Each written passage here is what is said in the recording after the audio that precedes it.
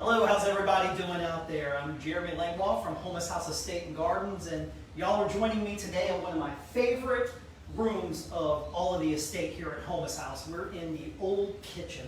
This is part of the original structure, the original cottage structure at Homus House, and I believe some of these boards in this room dates back to 1773. That's older than the Louisiana Purchase, and not just because I'm a chef and I love kitchens and everything about cooking, but I just love the character of this room, and I just think it's so cool. And one of the things that I really do like about us at Homus House is we're not a museum. We use everything today, and in this cooking demo, we're going to use the kitchen. When we do our weddings here, we'll actually use this room to serve soup right out of the pot behind me.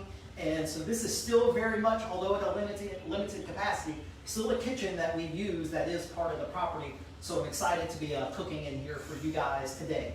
And we're going to go ahead and get cooking, and what we're going to do is we're going to cook probably the dish that we're most known for here at Homus House at our restaurants here, and that is our bisque of curried pumpkin, crawfish, and corn.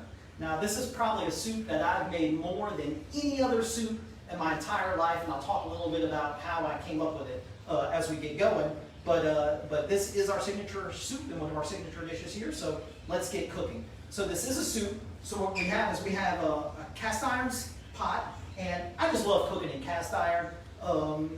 What I really like about cast iron, anytime you're cooking a soup or searing a meat or braising something, is its ability. It's a perfect cookware. It holds heat really hot. I can heat this up, and I can take this pot off of the stove, and it will still stay hot. But not only does it hold heat well, but it distributes the heat evenly as well too. So it's just a great pot and a great tool for cooking. It's, to me, one of the best pieces of cookware out there. Anytime I can find an excuse to cook with cast iron, I love doing it. What I'm going to do is I'm just putting some olive oil into the pot, and we're going to start off with how we start almost everything, with our trinity. We're going to start off with some onions, celery, and bell pepper. So we got some onions going in, I got some red bell peppers and a little bit of cut celery. And this is pretty much, I can't, off the top of my head, I can't even think of a soup that I don't start off like this. It's almost always starting off with the trinity. I like to start with the onions, celery, and bell pepper first. And of course, even though it's trinity, we add garlic too, the fourth part. But I like to start cooking my onions and celery and bell pepper first and start to sweat them. Now, what do I mean by sweat? So as we start to cook them, I'm not really looking to get a hard sear on them. I'm not looking to caramelize or get color on these vegetables. I'm just looking to kind of cook them so they start to look a little bit translucent, and they're starting to just get cooked down, and they'll start to release all their flavor. Once we get to that point, we're going to add our garlic, and we're going to start making that a little warm. Now, we call this a bisque. Now, in cooking, a classical French bisque is a cream soup. So if you ever had lobster bisque, it's this beautiful velvety cream soup. However, if you're a Louisiana person, you might be thinking of the Cajun bisque, of crawfish bisque, which is the brown dark roux bisque with the stuffed heads, which is one of my favorite things to eat on the planet. But that is the Cajun version of a bisque. We're doing more of a classic French-style version of the bisque, which is the cream-based soup. So to have a bisque, all it simply is, in its most simple culinary terms, is it's a soup or sauce that's been cooked, and you add a roux, stock, and cream. And that's going to make a bisque. If you didn't add a cream, it would actually classically be known what we call a velouté. So once we're at that point, I do have the vegetables sweated, and we're starting to get we have a little bit of oil on the bottom of the pan, and that's exactly what we want. Because what I'm going to do is I'm going to add flour just to make a little bit of a roux, to just enough to pick up some of that oil, and it's going to start to make a roux, which is our thickening agent of the soup. Now this soup is kind of interesting because we're going to come back and add pumpkin to it, and the pumpkin acts as a thickener as well. So if you wanted to make a gluten-free version of this soup by not adding the flour, you'd actually just add a little bit of extra pumpkin to it, and that would thicken the soup as well, and you could now make a gluten-free version of the soup. Now once we're at the point where I have that flour picked up, I'm going to add some crawfish stock. Now this is stock made just from boiling the shells of crawfish. However, if you don't have access to crawfish stock, any seafood stock is perfect for this. if you're at the store, I often suggest they have beef broths, chicken broths, and seafood broths or shellfish broths in usually the soup aisle of grocery stores, and that is perfect to use for this if you just don't have access to crawfish stock. Now, if you didn't have access to any of those, you just use water, but you just get so much great flavor from using the stock itself. So we've added the stock, and now what I'm going to do is start to add some of the other ingredients to it. Now what I have here is, this is canned pumpkin. Now you can find this in the grocery store. This is unsweetened pumpkin, and that's very important because oftentimes if you're at the store, they might have in the same section where you would find the pumpkin, you have canned pumpkin, or you also have right next to it, they have like this pumpkin pie filling, and you don't want to use that because that has ingredients like cinnamon and nutmeg and sugar. It has all these extra ingredients in it, whereas the unsweetened pumpkin we can put in, it keeps it savory, and we can control the seasonings that we want to put into it. So I add, and I just start to stir in some of the pumpkin, and it's going to act as a thickener. And it's going to start to thicken up this soup, along with, as it starts to come up to a boil, with that little roux that we made in it. Now, as I said before, this soup is one of our signature soups. We've been serving it forever. How I came about creating this soup was, I created this soup, I think, whenever I was 22 years old, whenever I created this soup, as just an off-the-menu special for the restaurant Lafitte's Landing that I was working as executive chef of at the time. And it was just a soup. I just loved the dynamic flavors, but this is a complete fusion dish.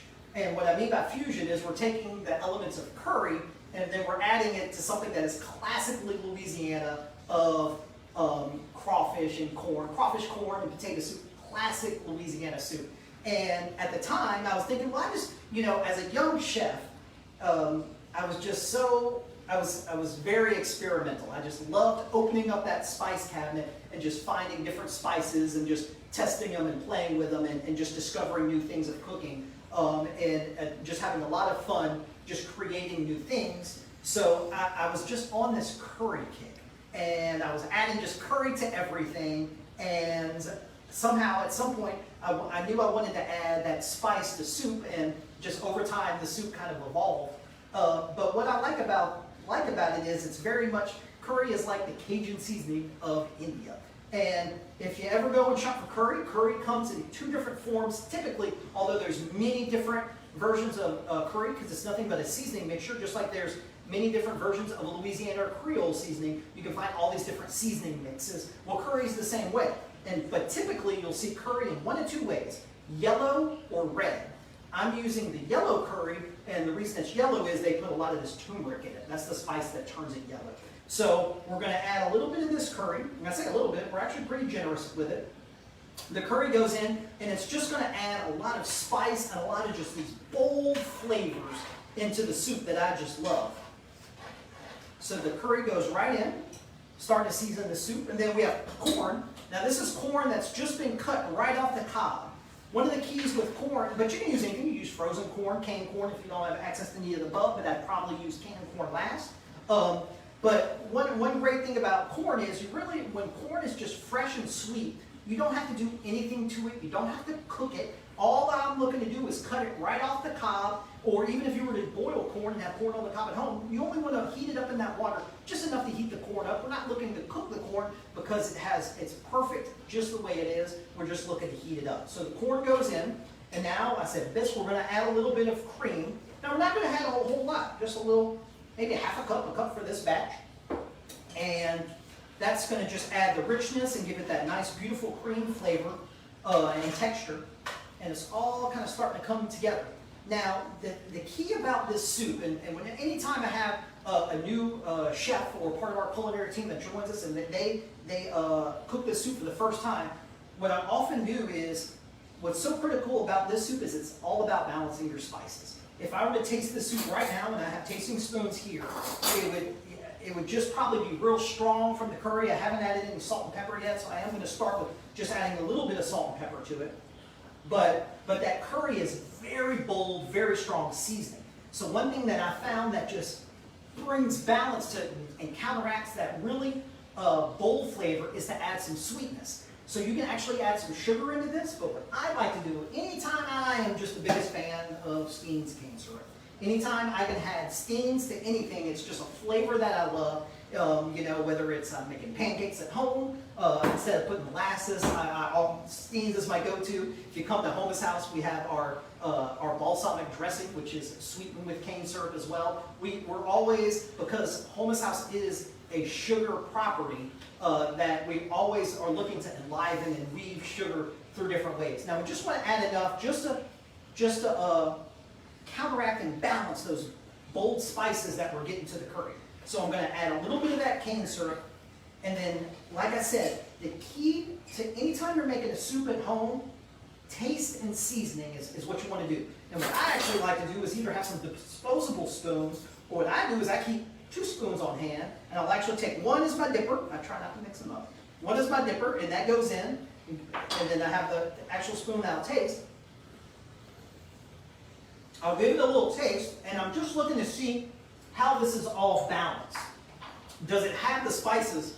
Man, actually, that's pretty good. I think I can come back with a little, I wanted, that sweetness is really coming through, so I know I have plenty of cane syrup, so I'm going to add a little bit more of this curry to add a little bit of that bold spice to it, and I'm just going to season, taste very slowly till it just gets to the point how you like to do it. When I'm seasoned with salt and pepper, what I like to do is, oftentimes, if you don't put salt and pepper in your dishes, they're just going to be so bland, or if you just add a little, I just like to add salt, taste, until I start to taste a little bit of that salt. I get a little bit of that brightness from it, and then once I know I can taste it, well then I stop, and I know it's seasoned good. But of course, our tastes are going to differ a little bit from each person, so whatever you like, you go with that.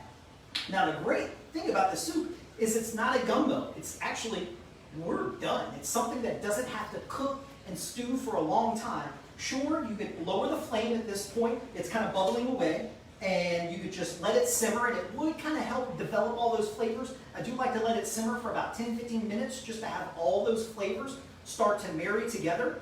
However, it's ready to serve right now. Now, one thing, I've got everything in it but 2 ingredients, and I want to talk to you about that. If this is how we actually prepare this in the restaurant, is we'll make the soup in big 5 or 10 gallon batches, and we'll actually stop at this point and then chill and then pack this soup because we serve so much of it. And you'll notice it's a biscuit curry pumpkin crawfish corn. It doesn't have the crawfish in it last. We like to add the crawfish in last second, and we're going to add some green onions as well. The reason for that is both of them will overcook if you were to add it too soon. If you added crawfish into it now, then chilled it, then came back the next day, then you're reheating it, you're just going to overcook those crawfish. So if you're preparing the soup at home, go ahead, if you were doing it a day in advance, go ahead and make it, you want to let the soup cool, and then you can put it in your refrigerator, then you can put it back on the stove, bring it back up to a simmer when it's time for your dinner, or having guests come over, and then you just add the crawfish last second. So that's what we're going to do here. Now you can see we have, it's crawfish season, Louisiana crawfish. We got them right out of the pack. I mean, there's nothing beats it. And then I just opened this up, and a lot, I don't even think people will talk about this now, but I remember it was a debate years ago where people would say, do you wash that yellow stuff, that orange stuff off the crawfish? And the answer is heck no, because that is actually some of the fat from the crawfish tails, and that fat just contains so much flavor that you would never want to wash that off, because then you would just have some bland crawfish, and that fat is going to add a little bit of richness to the soup as well. So now that we have the crawfish in, a little bit of green onions, right there, and I think we're pretty to go. Pretty good to go. Again, this is a soup that I just love making. It's one that we've served at Homus House since we opened up in January of 2005. And every time I talk to people, if they ever talk about the restaurant, they're always telling me about the first dish that always comes up is how much they love the bis. So it's just such a cool thing that this funky soup that a young chef made years ago, created almost 18 years ago, is something that people still like today. Right before we serve this, I do want to encourage everybody that is staying safe out there. Homus House is still open for takeout. We have plenty of room for you to come, and we still have a few guests that will come and tour the grounds. There's plenty of room for us to distance out there. So the weather's just been beautiful. We love to have you here. Love to cook some takeout food with you. You can go online. Our recipe is online. If you go to our homoshouse.com website, one of the menus reads resources. If you click that on the top right, a little menu will pop down. One of them says recipes, and you can find all the recipes we've done, plus many more. You can subscribe to our newsletter. And although a lot of people have been touring the house, we're also doing private tours where just you can come tour with just your group or family, and we would absolutely love to have you here if you're able to get out. All right, so let's just serve this up. We just have the crawfish. We're just adding the crawfish in just long enough to get them hot. We don't want to cook them too much. We're going to scoop that right into our Homus House china. And there you go, guys. The world famous Homus House bisque of curried pumpkin, crawfish, and corn. Y'all stay safe out there, and we'll see you next week.